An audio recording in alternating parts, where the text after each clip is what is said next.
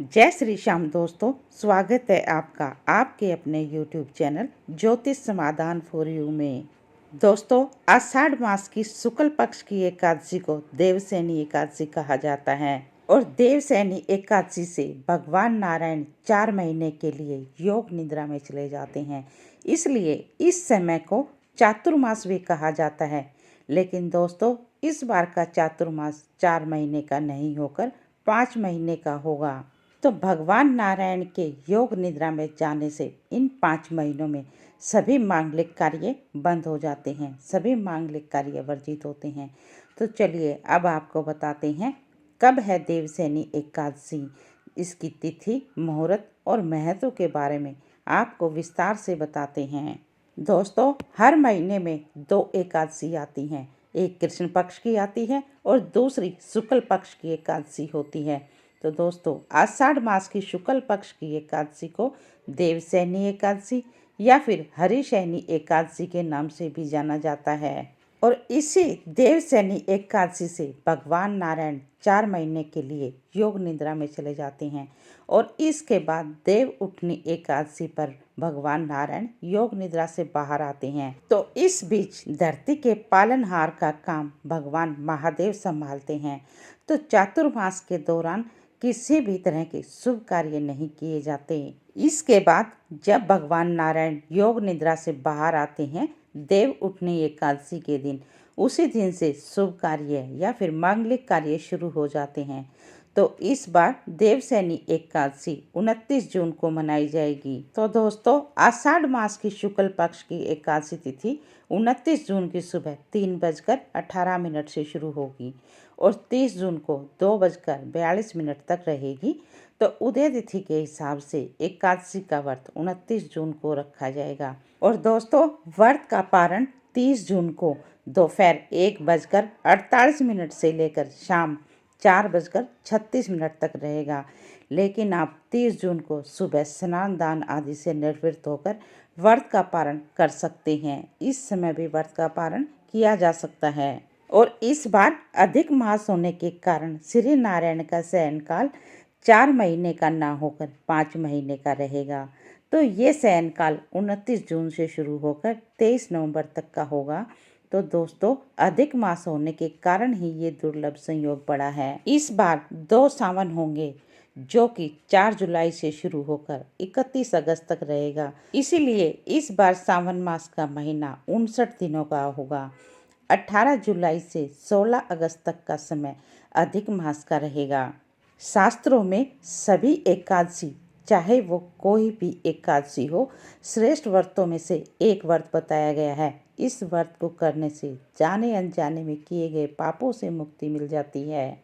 एकादशी का व्रत इतना पुण्य प्रभावशाली होता है कि इस व्रत के करने से जीवन में जो भी तमाम तरह के कष्ट हैं, चाहे वो कोई भी कष्ट हो, हर तरीके का कष्ट दूर हो जाता है। इस व्रत के करने से मनोकामनाओं की भी पूर्ति हो जाती है और इस व्रत के करने से व्यक्ति को मोक्ष की भी प्राप्ति होती है। एकादशी का व्रत रखने वाले व्यक्ति को 10वीं तिथि से ही सात्विक भोजन करना चाहिए। 10वीं तिथि के दिन से ही लहसुन, प्याज, मसूर की दाल और कटहल का सेवन नहीं करना चाहिए। देवसैनी एकादशी तिथि के दिन व्रत करके व्रती को सुबह जल्दी उठना चाहिए और इस दिन पानी में कुछ बूंदे गंगा जल के डालकर स्नान करें या फिर आपके आसपास कोई पवित्र नदी है तो उसमें भी आप स्नान कर सकते हैं। स्नान आदि करके साफ स्वच्छ वस्त्र धारण करें और अपने घर के मंदिर की अच्छे से साफ सफाई करें।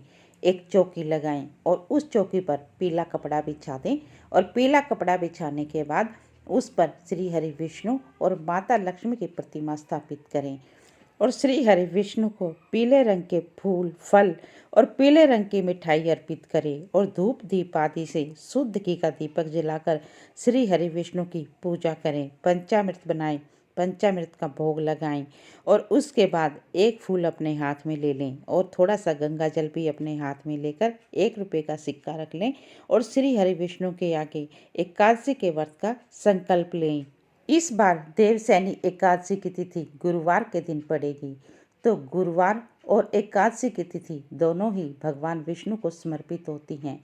तो जो भी व्यक्ति गुरुवार के दिन देवशयनी एकादशी का व्रत करके जप तप दान आदि करते हैं, तो इस दिन किए हुए दान से उसको 100 गुना अधिक फलों की प्राप्ति होती है। भगवान श्री हरि की कृपा प्राप्त होती है और भगवान विष्णु और माता लक्ष्मी की कृपा से उस व्यक्ति की सभी प्रकार की मनोकामनाएं, जो भी उस व्यक्ति के मन में मनोकामना है, वो सभी पूर्ण करते हैं। तो चलिए अब आपको देवशयनी एकादशी तिथि के महत्व के बारे में बताते हैं।